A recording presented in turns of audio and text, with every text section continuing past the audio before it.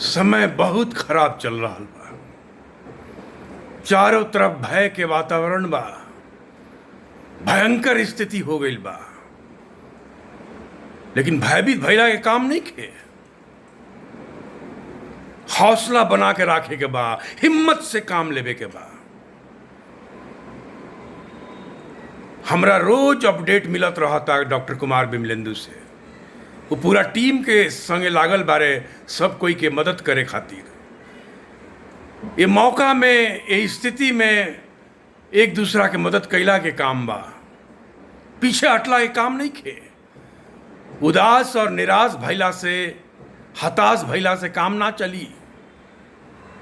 व्यवस्था के जौन करे के बा वो कर रहल बा, लेकिन एक दूसरा के मदद करे के बा। ये जीवाणु के, ये कीटाणु के, ये विषाणु के सामना करे के बा।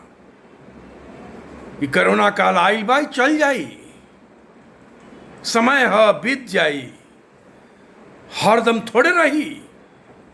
लेकिन जान बचौला के काम बा। जान बा तो जहान बा। जान बचाई लोगिन, सावधानी बरती लोगिन, मास्क लगाई लोगिन। मास्क बहुत जरूरी बा, मास्क बहुत जरूरी बा। दूरी बना के राखी लोगिन, भीड़ मत लगाई लोगिन। ना जरूरत होके तो घर से मत निकली लोगिन।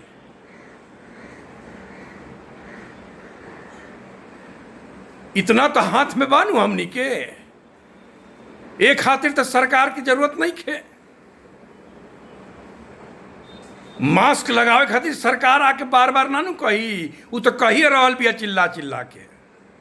तो मास्क लगावला के काम बा, मास्क नहीं के निकाले के, बेमतलब के नहीं के घूमे के, बेमतलब के भीड़ नहीं के लगावे के, दूरी बना के रखे के बा।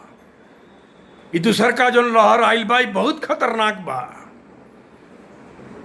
इसे सावधानी बरतला के काम बा, जीवन बचौला के काम बा, जान माल के चिंता रहे के चाहिए, एक दूसरा के मदद करे के बा। बाकी भोलेनाथ सब अच्छा करी है।